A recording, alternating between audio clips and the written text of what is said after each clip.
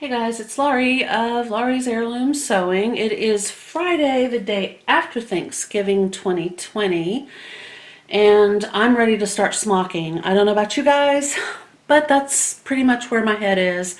I did get 1, 2, 3, 4, 5, 6, 7 Christmas cards in envelopes, ready to go. I have a few more I've got to take care of, and I probably will have to paint some more.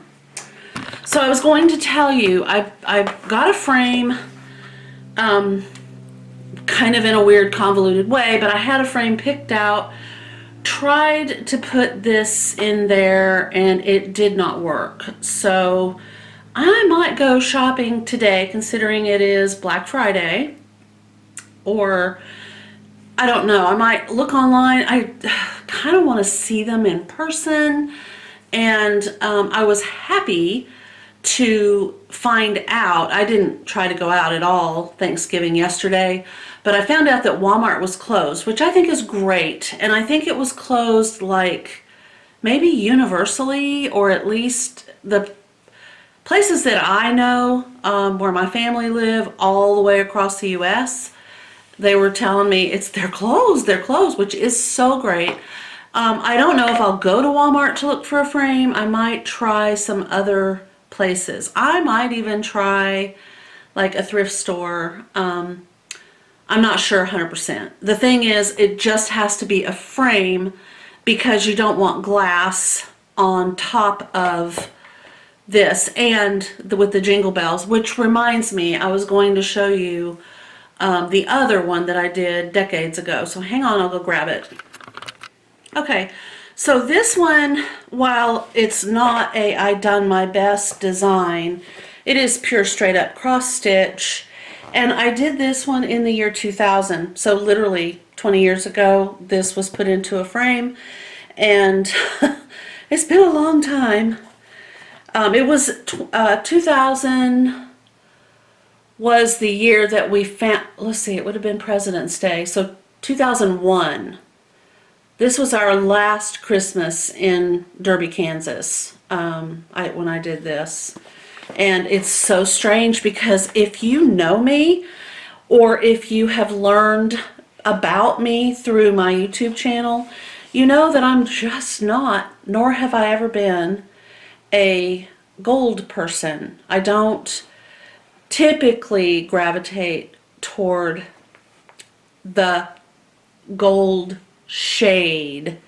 I'm more silver, I'm more blue, so blue, teal, pink even. I do have some pink Christmas ornaments, real pastel with silver. I mean, even, you know, my wedding band is not colored what you think of when you see gold, and yet here we go. I can't explain it.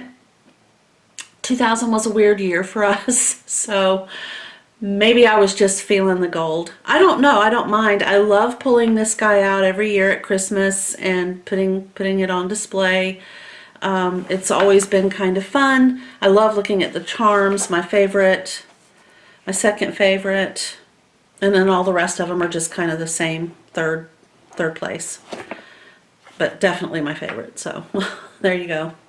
In any case, this is kind of what I'm talking about. See, there's no glass, which obviously you don't want glass. It could easily break with all those little charms on there. So that's why I'm looking for something, even if I have to take the glass out and use it some other way, I would love to have a glass paint palette. And while this would be kind of big, if you tape the edges and if you're careful, you can use it as a glass palette.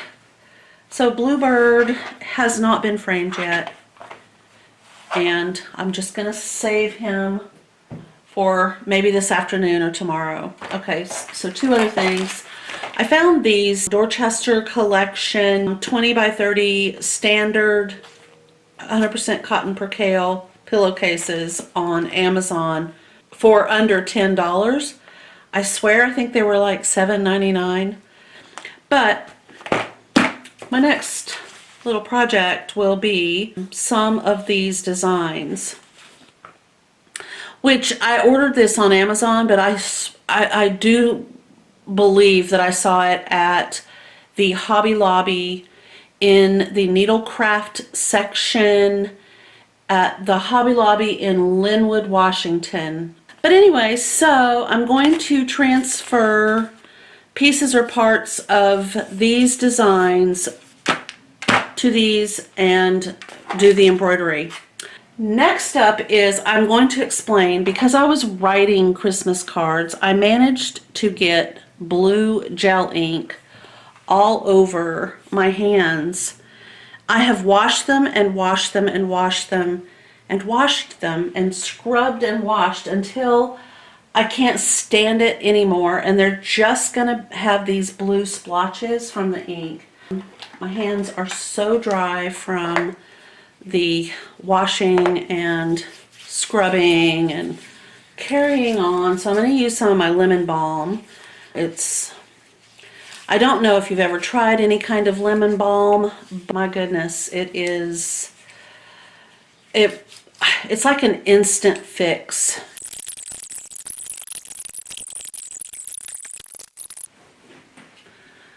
Alright guys, so there's that. I know I said I was going to finish this row and then Thanksgiving happened. So what I'm going to do is just stop here and move on down to the next line so that we can all kind of catch up, and today will be a good day. And the only reason that I'm doing the video now is because my husband took our two dogs, Bam Bam and Harley. Harley is a pug whose birthday was yesterday. Happy birthday, Harley. He turned 10. And then Bam Bam, who is 3. Why am I telling you this? Oh, I'm telling you this because my husband took them both for a walk on the beach. And while they're out, I'm going to do this video. I think the excitement of Thanksgiving and having the Christmas tree up and all the stuff that's happening is just causing mass hysteria with our dogs. So doing a video while they're not here is so much better.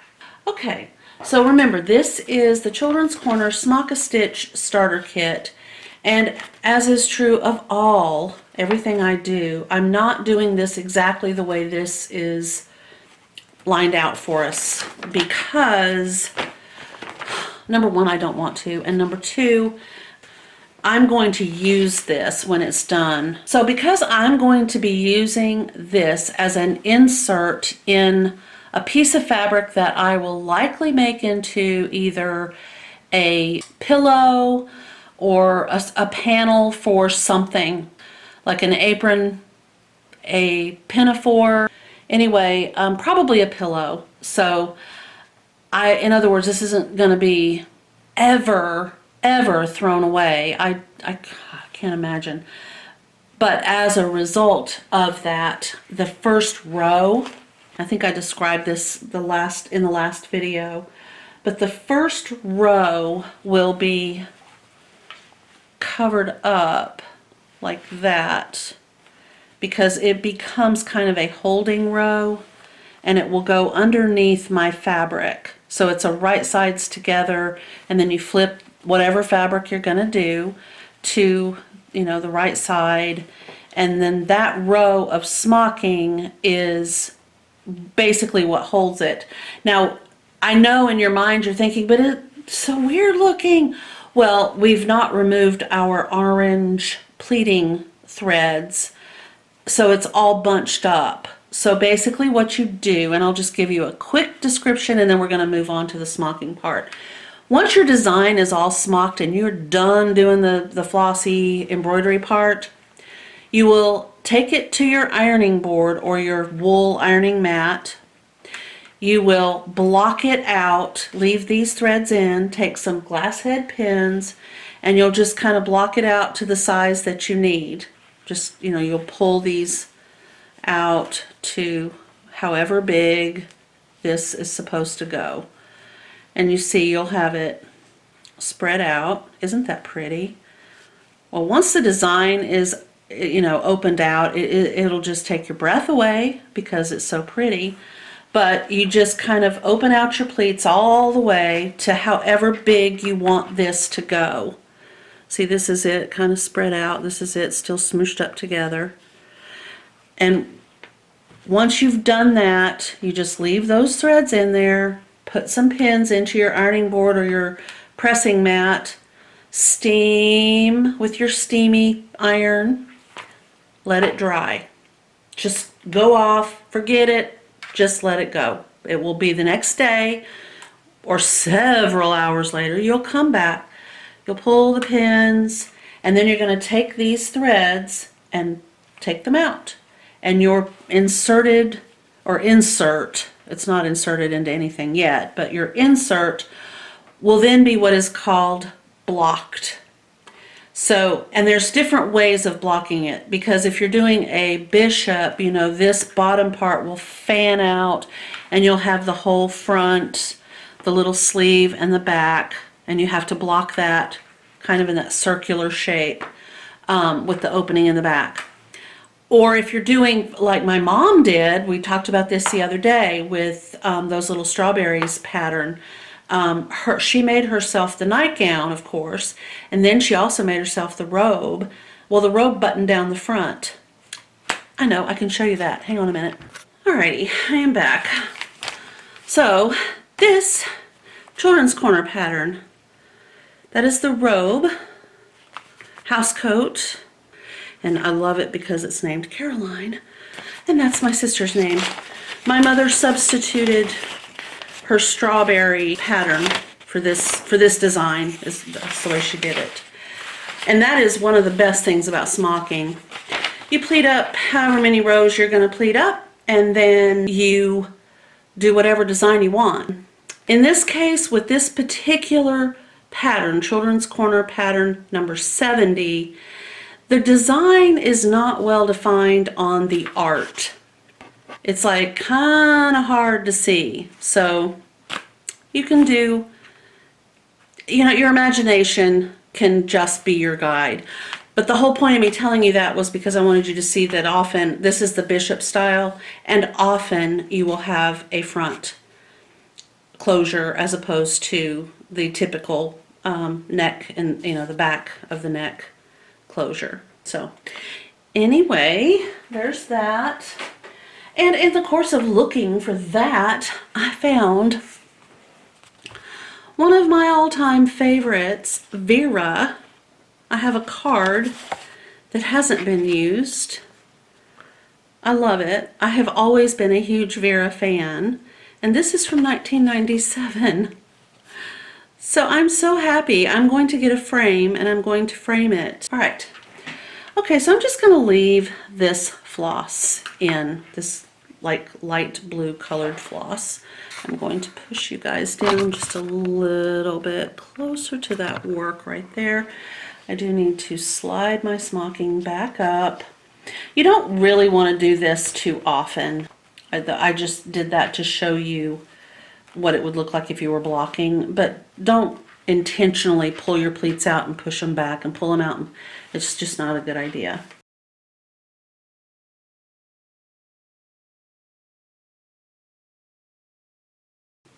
I don't feel like I need to press it. Okay. I'm using this needle. This is what would be termed an embroidery needle. It's not from a pack of John James, so I don't know if it's a crewel. The main thing you want to look for is a needle like this one that has a very long eye. So like a size 9 crewel would be an ideal smocking size. I like to use a longer needle because they're great for you know, French knots, bullion roses especially. Anytime you have to wrap a lot of floss around to get one of those, I like to have a little bit longer needle. And these are just easy to thread because the eye of the needle is a little bit bigger.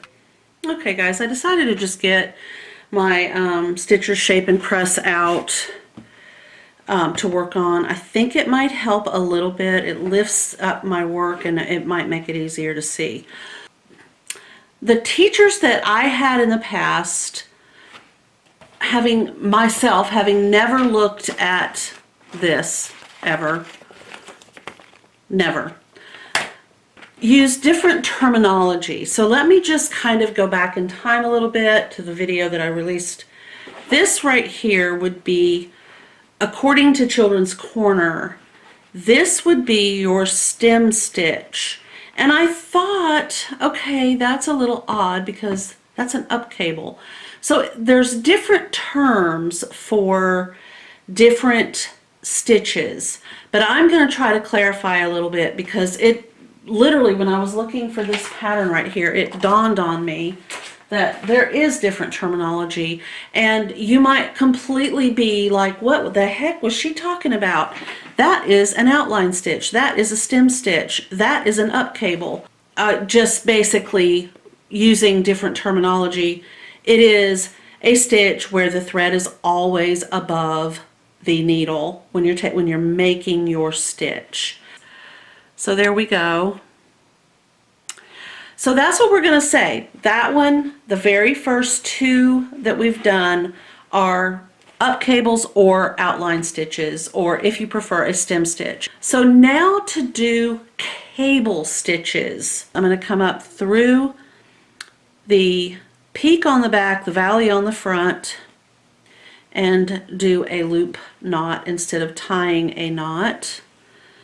So from the back, I'm on the top of a mountain, and from the front, I'm down in a valley.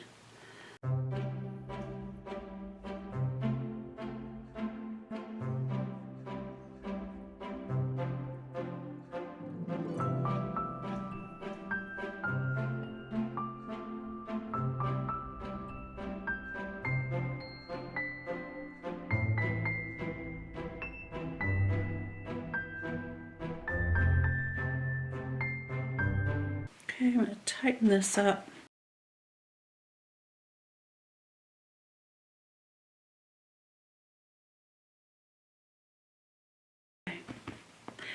Perfect. All right. So now to do cables, my floss is basically facing down like so on its own right here. So I'm going to just go ahead and take one stitch with my floss below the needle. And once again, I'm just keeping my needle parallel with that orange thread. And in this next stitch, as you will see, the thread is naturally going to be wanting to go up all on its own, which is great because now I'm going to let it and I'm going to take a stitch just like this. Sorry about the maniacs driving their cars, I don't know. Okay, now my thread is wanting to run down instead of up. Let me get you close. Okay, so I'm just going to let it. That's fine with me.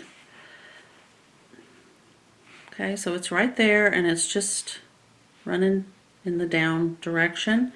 I'm going to push this over like I showed you the other day.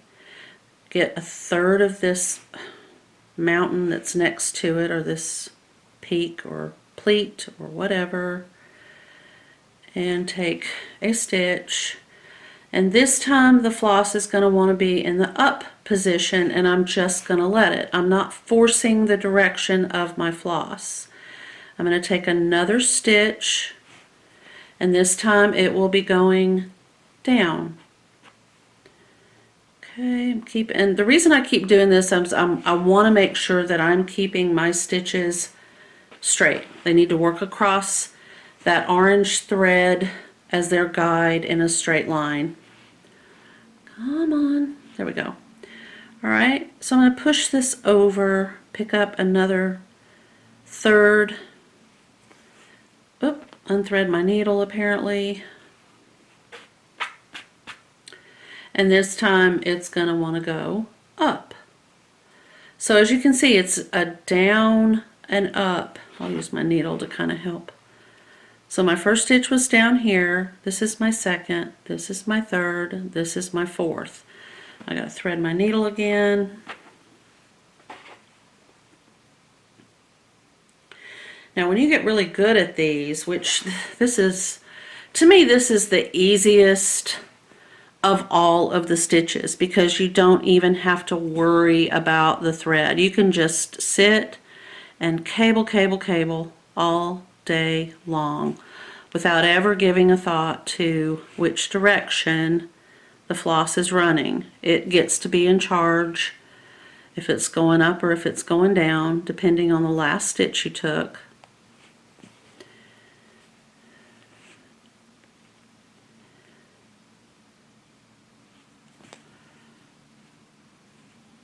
And you want the tension on each one to be exactly the same as the tension of the one before. So don't pull one tighter than another. You know, the down stitches aren't any tighter than the up stitches and vice versa.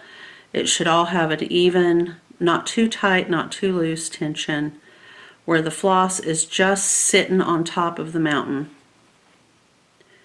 And it's about a third. I figure the stitch I'm taking is the top third.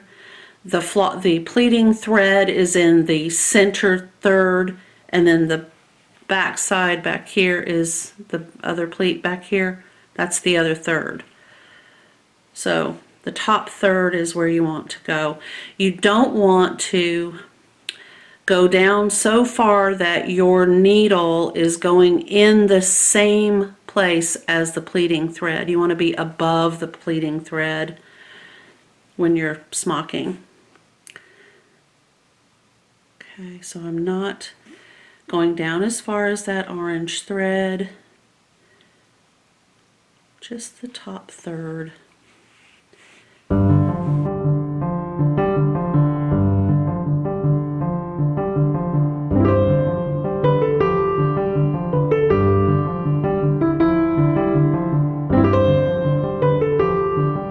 We're going to talk about the anatomy of pleats. It may seem very fundamental, but there could be someone who has never seen pleated fabric before. This fabric was put through a pleating machine. It doesn't have smocking dots on it, and I can tell based on the uniformity that this was done on a pleater. And one of these days I'll get my pleater out and I'll show you how that works, and you can kind of see that whole process. But right now we're just going to learn based on this. So instead of going through all of that, or you can just buy pleated fabric too, for that matter. But this is what it looks like. It goes through on a roller. A whole bunch of needles with thread will go through the fabric as you're cranking this thing through. And at the very end, you pull your fabric off and you pull yourself a whole lot of thread through the needles that are all threaded with thread that is still on the spools. So there'll be like, 12 spools or 10 spools or however many rows of pleats you want. Okay? All right, and then you push it with your hand until it is all pleated up like this. So when you look at pleated fabric, you're going to see on one side, you're going to see pleats that poke up like little mountains, and in between each is a little valley, and that's where that thread is going to roll right through the valley, and it's hidden down in there nice and tight. But when you flip this over, the opposite of the mountains or the peaks on this side is this. So for every single peak on this side, there is a valley on this side, and vice versa. Okay? That's basically the anatomy of a pleat. So one half of the pleat is facing up, the other half of the pleat is facing down. It's like up, down, all the way across. On the front side of the fabric, and you can pretty much determine what that is based on what you want the front of your fabric to look like. The front of the fabric is where you will be doing your embroidery work that will be seen This is the side that you don't want people to see. This would be the inside of your smocking. Next, we have done a whole row of stem, and we started a whole row of stem or up cables or outline stitch, whatever you want to call those. The next thing we started on here was cable, an up and a down and an up and a down, and it has a very different appearance when it's created. Let me get that needle out of my mouth. And when it is opened up and blocked and ready to be worn as a garment or used in your embroidery project. Those are the cable stitches. Following those, we do a baby wave. That's where you're just going to step off of your cable and go up by wrapping around one of these pleats and then doing a cable at the top and then wrapping around and doing a cable at the bottom. Sometimes people will pleat in different colors so that it is so obvious what row they're working on. If they're doing flowers on the green row, or they're doing the teddy bear between the red and the green and the blue, it might help a little bit to have different colors, but you really only get that option if you pleat it yourself and you load your pleater with those colors of thread. All right, so remember, with cabling across, your floss will just be either up or down, and every time you do a stitch it will change. So because it's down this time, because I did an up cable, I'm now going to do a down cable or a bottom cable without my reading glasses on. Okay, and my floss is going to naturally go up. It's going to sit above. Okay, so now I'm going to do a top cable or an up cable, and the floss will go down. So it's constantly alternating between up and down. The tail of the floss behind the needle is going to be opposite of the name of the cable. So if I'm doing an up cable, the floss will be down. If I'm doing a down cable, the floss will be up. Like that. Okay, and in this video, I am going to do one extra stitch today. We will be doing the baby wave. For a baby wave, so I've done this bottom cable right here. That's a bottom or down cable, okay? So since I've done that, my floss naturally wants to be facing up. Think of the cat running down the courthouse stairs. The tail would be behind him. He's going down. It's a down cable. Now to do the baby wave, I need to have the cat running back up again. So I'm going to take the tail right here and pull it down, and now my cat is running up. I'm going to scooch over here and take a bite halfway in between these two rows. I'm holding my thread down because I'm going up. All right. And I have that little, I think of it as a trellis. It's twisted over. I don't know if you can see. There you go. A little bit. Okay. Now, I'm not going to change the direction of the floss. I'm going to take one cable stitch right here, where in the next pleat, but next to the place where my needle came out, right there, and I did not move my floss. So when I'm doing a cable, I'm just going to let the floss go up or down, whichever one it wants to do.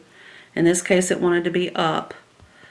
All right, so I'm taking this cable stitch. Now I'm going to go over here like so. It's basically up, and I'm going to go to the next pleat, this one right next to this one. So it's this pleat right here.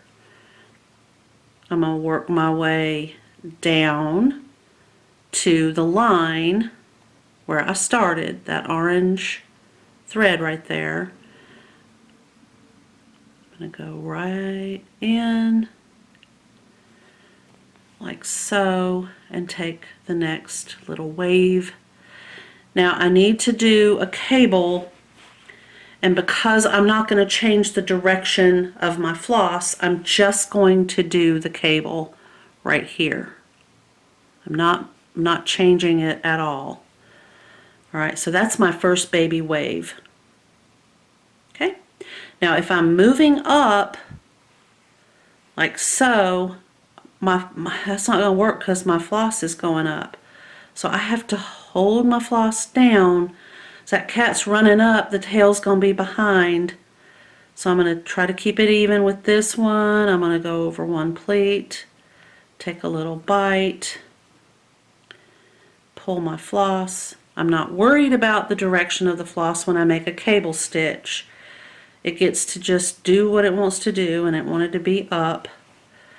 Alright, I'm going to take another little cable like that, and then I'm going to hold it up because the cat is running down the stairs. Okay, now I can just let that floss be down and take a cable right there. Now think in your mind, the cat is going to be running up. I have to take another up stitch right here. If the cat is running up the stairs, the cat's tail is going to be behind him, following him up the stairs, but he's running up, so his tail is behind him. So I got to put this tail down here and go over to the next pleat, take my little half stitch for my baby wave. Don't worry about where it is this time because I'm just going to take a cable stitch. Doesn't matter. It's going to be where it wants to be. I'm not forcing that direction. Okay. Now, cat is running down the stairs, so his tail would be behind him. So it's going to be up. And now I'm just going to pop over here to this next pleat, take a stitch, and this time I'm going to be doing a cable again, and I don't have to worry about the direction of the floss. It's just going to be where it wants to be. So I'm just going to take a cable. Okay? So there are the baby waves. And when you open out your smocking and your pleating and all that, look how pretty that is. And these are really pretty to embellish because you can tuck a little tiny flower right in here, right in between them. Now when I do the next video, we're going to do, because we've done these baby waves right here, if we do the opposite of these, underneath each one of these, we will have what is referred to as a diamond. So when you learn how to come back over here and stitch right up underneath there and do the exact same thing, basically an upside down baby wave right here, then you will have, there's a diagram, you will have a diamond right like that. So next video will be the diamond. I'm going to make myself a note so I do not forget.